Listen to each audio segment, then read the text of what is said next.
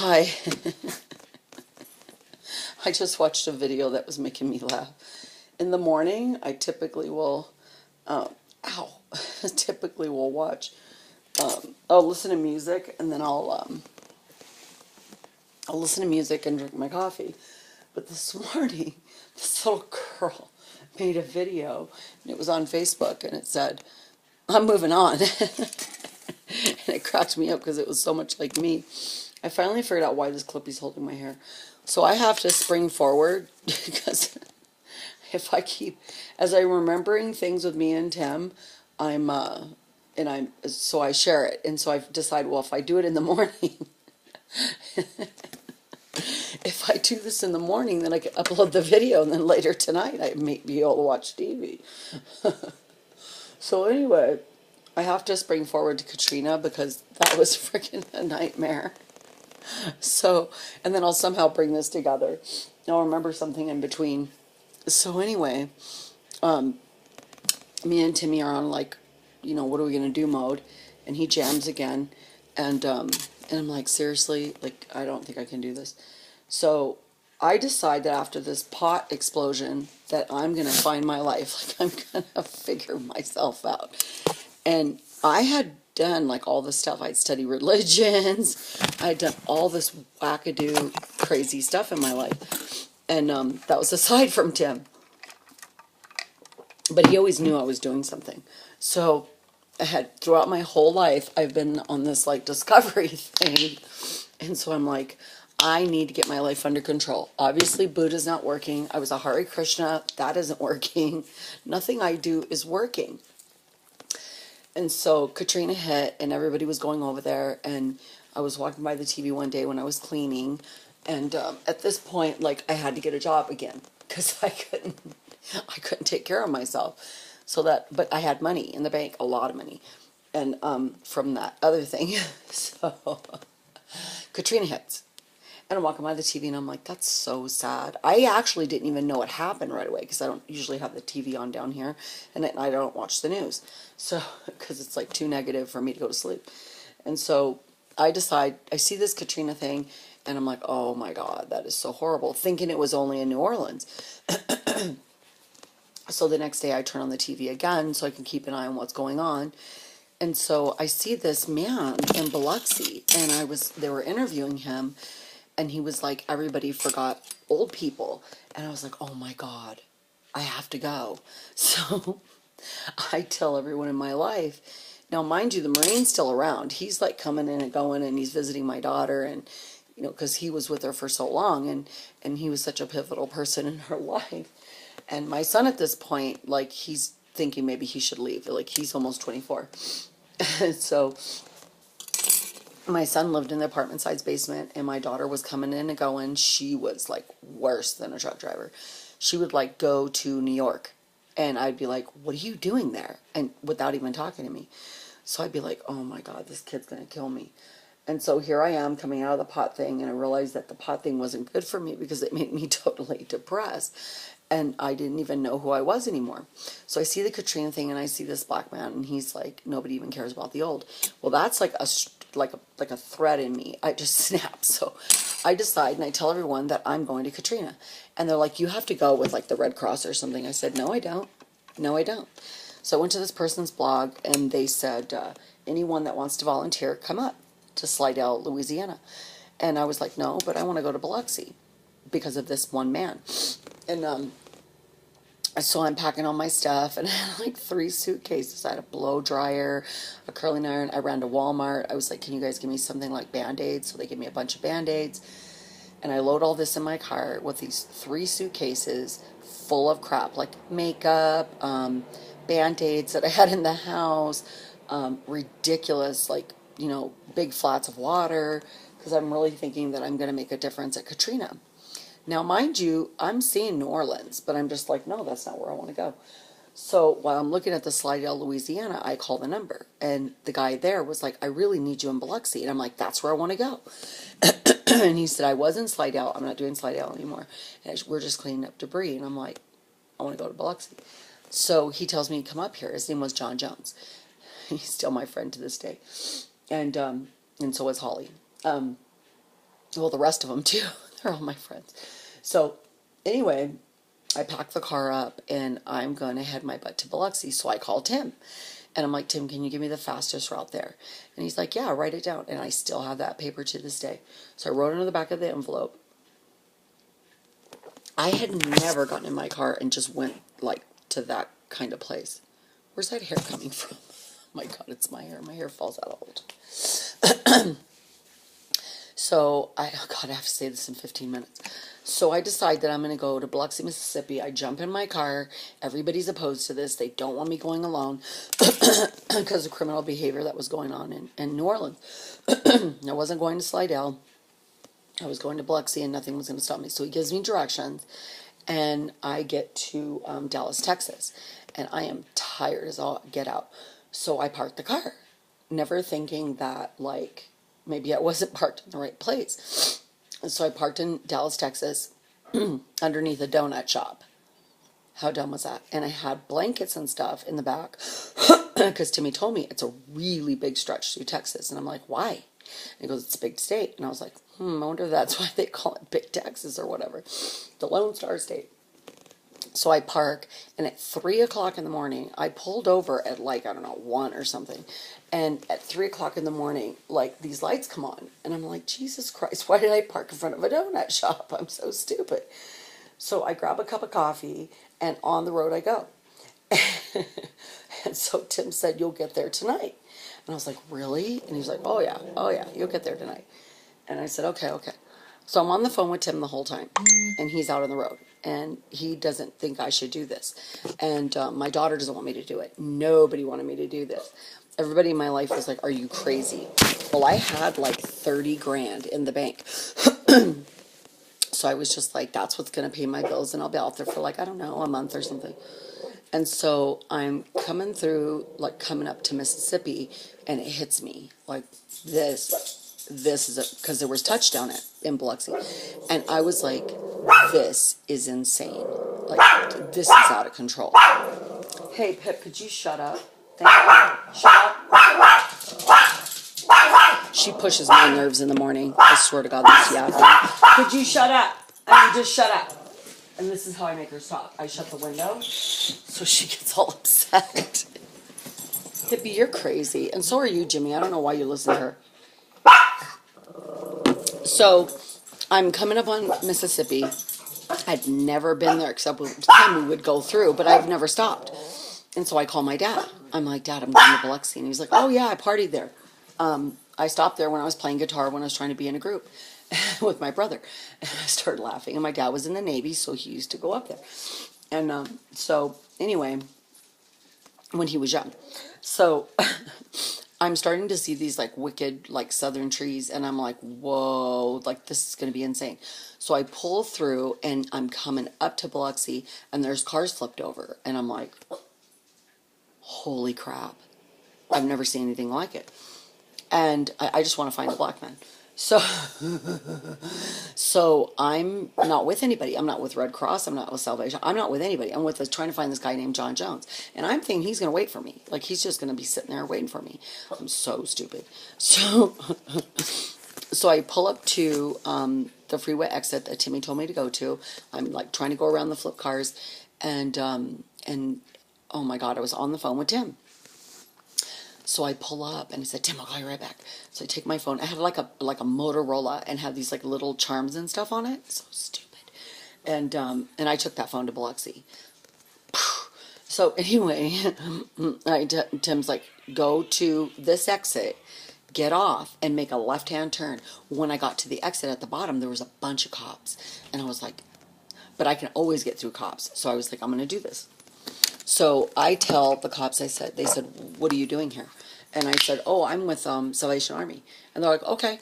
And so they opened the barricade and they let me in. And so he told me to meet him at the stadium. So I asked Timmy, and he said, the stadium's right there on your right-hand side.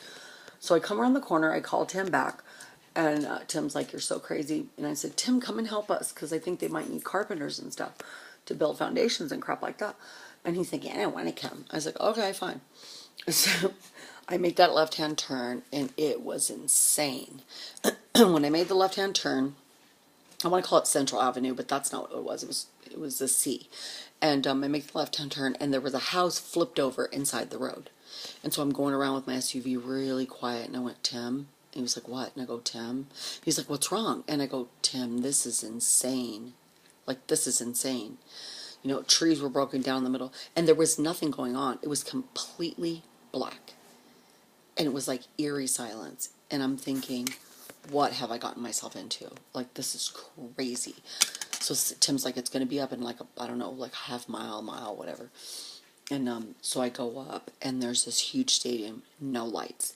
So I pull in there, and it had like an arch. And so I pull in there, and I see these people with tents. And they have like a little bit of light. And I'm like, oh my God. So I go over there, and they meet me at my car. They're like, what are you doing here? I said, well, I'm here to volunteer. And they're like, well, come here. And I said, okay. So they said, park your car over here, do this, do that. And there were tents everywhere. I called it Tent City. So I come over, and I'm like, holy crap.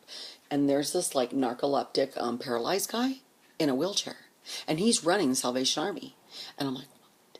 And so I sit down, and there was like 2 nurses, a podiatrist, for a foot doctor, and they hand me a pack of emergency. And I said, well, don't I need like the tetanus shot thing? Because everybody kept saying you need this shot. Well, I didn't want to wait for the shot, so I took off. And they go, don't worry about the tetanus shot. I go, okay. And they told me, they said, we really could use your help. And I was like, thank God, thank God. And so I'm sitting in this little like area where they have like a fire, and they hit me with the emergency, and and there's this narcoleptic guy that's paralyzed. I have a picture of him to this day. And I notice he's like kind of like slightly rude, and he's like doing that thing. And I'm sitting there, and I'm like, okay, now I'm working for Salvation Army. So I said, I'm here to meet John Jones. And they're like, we don't know John Jones. And I'm like, crap. I came here to meet him. Like, that's the guy that I'm supposed to help.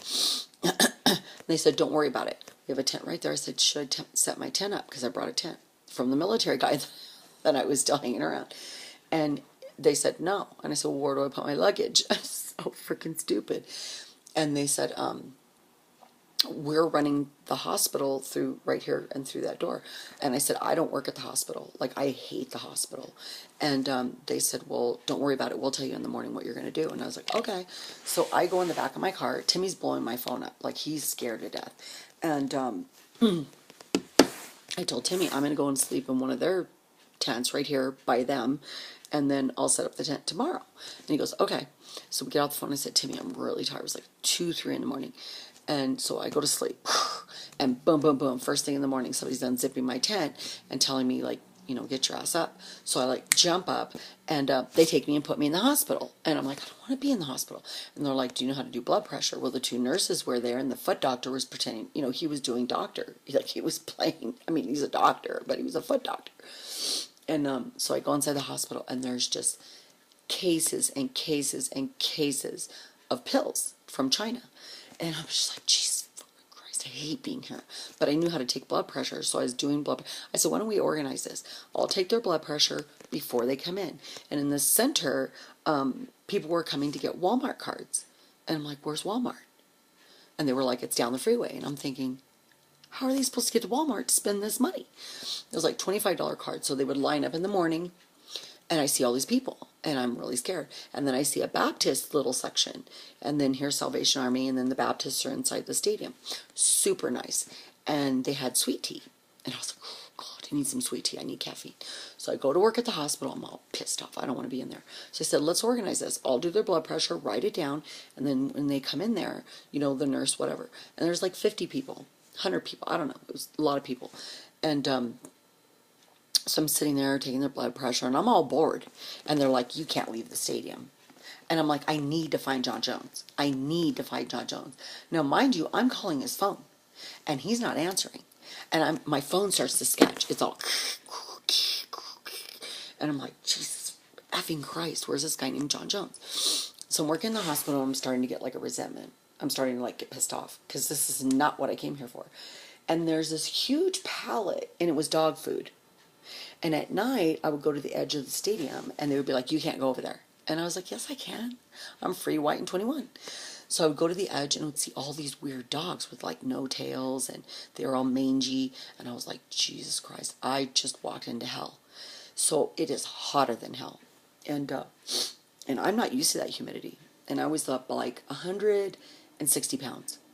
And so I get my suitcase out, and here they are inside the tent. And so I go to set my tent up after that long day of work, and I go to the tent and I set it up in the middle of the stadium next to these other people, and the ground was still wet. So I go to sleep in my tent, and I get up every morning, and I'm doing the hospital thing. Well, I met this woman who drove by, and I see her, and I see the Baptists, and they're giving people meals. And they were the only ones that were giving people, like, good food, like a piece of chicken with, like, a glob of orange stuff, or brown stuff, or green stuff. And I'm like, what the? They're like, why don't they give them real food if they're going to be here to volunteer? They're a Baptist church. Like, they're huge. So the people are coming in, and they're getting their little styrofoam thing, and I hear Red Cross going by, and they're all, wah, do you want some water? Wah, let us know if you have an emergency. Wah. But they're never getting out. They're just in their vehicles going around, wah. And at night, it's so alarming, like, stressed out. And I meet this woman, and she's like, tell me when you want to leave. And I go, they told me I can't leave. She's like, there's such liars. Her name was Eunice. And she goes, there's such liars. Don't worry about it. Here's a cup of coffee. So she had these urns. And she goes, down the street, there's these, like, Indian people. They opened up a little thingy thing. And I go over there, and I brew all the coffee, and they have it over there. And then I go around to drive around to people, and then I give them a cup of coffee. And I was like, that's so brilliant. And I'm starting to realize that this is crazy. Like, this is insane. I'm in the middle of the stadium, and I'm like, calling on the phone. My phone's not really working, and Tim's blowing me up. The Marine's blowing me up. My kids are blowing me up. And I'm like, there's people dying out here. And people were coming in with high blood pressure, like they were so stressed out. And there's all this medicine we have to organize. So I did all that, organized the medicine, and I still didn't make a dent in it. That's how many cases of medicine that were sent by China. But there's nothing from the United States. And I'm just like, and so I'm looking at the dog food, and I'm like, who would send these pallets of dog food? And so I'm like, Jesus Christ. And so I look down, I keep going over there when they tell me not to, and it's like the boundary, and I'm looking down the street, and I'm seeing these mangy dogs late at night. There's no lights, there's no nothing, and I'm just sitting there going, Jesus, why don't they turn the stadium lights on? Well, we can't, there's no electrical poles. And at night I'm hearing, Red Cross is here to help you. Do you have an emergency? Here's water. We have medicine. All this stuff. Well, then I know that this hospital has been made by somebody. Like, who did it? And nobody could tell me. And I was just like, I'm going to find John Jones. So I'm in my tent, and they had like a lieutenant and a captain. I don't know if you know that about Salvation Army, but it's like a corporal, all those people. And so I argued with the narcoleptic guy. I said, I don't want to work in the hospital. I want to give people meals. And he's like, where are you going to get those meals? And I said, I don't know. I'm going to go out there and find them. And he's like, don't leave the stadium. I'm like, okay. And I put the Salvation Army shirt on. Now I'm pissed off. I don't want to work for them. I see this girl running around doing coffee. I know that there's another building over there that maybe I didn't see. And then, like, maybe there's people out there that need me, And so I'm starting to get a clue. And there's no John Jones. No John Jones. And it was like, oh, my God, I'm going to leave here. I can't stand this. Like, they can't tell me I can't get my car and leave. And I'm leaving. I'm going to leave. Like, I'm pissed off. So these guys show up, and they're Christians, and they're like, we're here like for a month, and do you want to eat something? And literally we weren't eating, like we were just getting a little bit because we wanted the people to have their food. And so we're just eating like maybe a piece of chicken or some of the brown glob, and I swear to God, it was a glob of stuff, and you didn't even know what it was in it. But they had sweet tea, and I needed like a gallon of it. So I'm working in the hospital, and they say Laura Bush is coming, and I'm like, what? So I said, what? And so we didn't have any water. Only the Baptists had like cold water and like sweet tea, but they would run out. And then the old people were coming in. I felt so bad for them, and I'm looking for this black man. So I do my tent, and another hurricane hits. And these guys had made beef stew, and I wanted a bite. I was freaking hungry. And so they make me some beef stew, and this guy's acting really shady. And the other guy tells me, he goes, he does coke. And I'm like, I just got out of the whole guy with the coke thing. I'm all triggered out. So I hate these guys. And they're like, let's go clean houses. I'm like, okay. So I take off with them during the day, and I'm thinking, why do you get to go out, but I can't? And so the Salvation Army guy and I get in a fight. And so I go to the Baptist. I said, hey, can you do me a favor? There's this girl I know, and she's driving around with coffee. And she says she helps like 30 people. Could I get 30 meals after Laura Bush comes? And let me get 30 meals, and I'll give them to her. And then I met these guys with a trailer, and they'll say, we'll load like 50 or 150 in this trailer. And then we'll just hand them out to people. And I'm like, oh, that's brilliant. And they're like, oh, you should see how many people are out here. And I'm like, I got to get out there. So no John Jones. This guy makes beef stew. He's all coked out. No wonder he's acting weird. And he has all this equipment for like hauling off, what do you call that board behind the wall? That stuff. And it was like soaking wet. And so they take me out there, and it's like, holy crap, this is like heavy labor. Like, we need like a forklift. We need like, machinery. Because by the time we pull some of that chalkboard out and walling and all that, I look, and there's like these spores growing. And I'm like, what is that? So I asked the guy, and he's like, don't worry about it. So I just didn't really like the way it was going. So I'm in my tent, and a lieutenant shows up. Not the narcoleptic guy. Now, mind you, this narcoleptic guy and these nurses, they're going to leave. The nurses are going to leave. They're like, we're going to go to Louisiana. And I'm like, what? Like, we need you here. And the podiatrist guy is like, they have this weird rash on their leg. And I'm like, what? And he's like, I'm not a doctor, really. I mean, I'm a foot doctor, but we'll just pretend I'm a doctor. And I'm like, so Laura Bush shows up. And all of a sudden, we have ice cold water with these big orange, like, pitchers, those big orange pitchers. And they put them out there. And I'm like, so Laura Bush shows up, and we're so excited because she's going to come inside the hospital. The nurses are going to leave, like, in 2 days. And Laura Bush is going to show up, and she's going to see our conditions in the hospital, our makeshift hospital. And when she sees that, she's going to totally help us. So she shows up with all these, like, senator wives, and I didn't know who was who. So she comes out, and we're all standing in front of the hospital with all these people. And I'm thinking she's going to come in, and she's with Secret Service. And I'm like, so FEMA's there. FEMA's in the middle of the camp, but they're not doing anything. They're just sitting there. But they're like the nicest guys and women ever. And so I'm over there trying to make deals with them. And then they had clothes. They had like clothes that people were donating, blah, blah, blah. And it was sitting in the middle of the stadium. Well, nobody was giving them the clothes. They only had one entrance and one exit. And they had blocked off all the other entrances and exits. And these people are like desperate. And so they're in the hospital. Laura Bush shows up, and I'll never forget how beautiful she was. I mean, I would just stare at her. I was just staring at her. And so I get my phone, and I'm taking photos because Laura Bush showed up with all these senator wives, and they didn't have one bead of sweat on them. And I'm sitting there sweating my ass off. And I stunk. There was no shower. So I was thinking, oh my God, she smells like heaven, and I don't want to get close to her. And people were crowding around her, and she's like, mm-hmm. And I asked Secret Service, I'm like, can you do me a favor? Could you ask her to come inside the hospital? And they're like, she can't go in there. And I'm like, what? Why would she come if she can't go into the hospital? Like, those are the people that we really need to help. So Laura Bush shows up, like 6 SUVs, and she exits, which you can Google it if you want to know, really want to know. And she smelled like heaven. And I was scared to get up close to her because I stunk like ass. And we had porta potties, but they were freaking overflowing. And I'm just like, oh my God. And so Laura Bush comes in, she goes to the Baptist tent, and all of a sudden we have ice water in every location. And I'm like, and why won't they get these ice things and keep them? As soon as she leaves, they're gone. And here's Secret Service. She can't come inside the hospital. She goes to the Baptist tent. They're taking pictures. And she's with all these senator wives. And they have like long blonde hair, and it's all curled and stuff. And they have their makeup on. Impeccable. And I kept looking at them thinking, why don't they have sweat on them? That was so weird. To this day, I don't know. So they get back in their SUVs, and they're like doing this thing.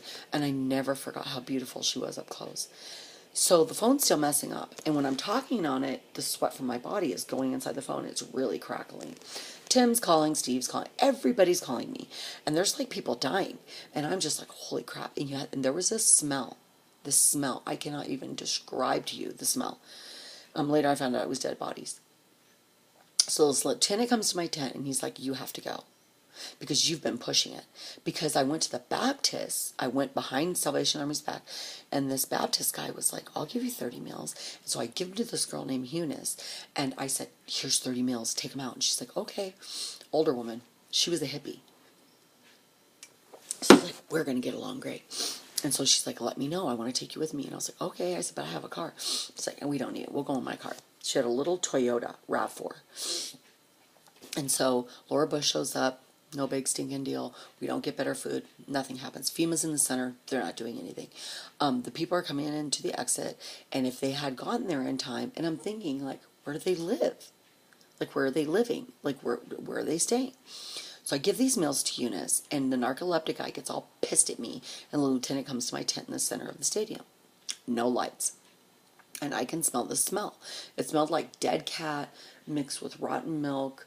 I can't, to this day, I know the smell of a dead body, like to this day. And this is where I got post-traumatic stress disorder, but I didn't know that.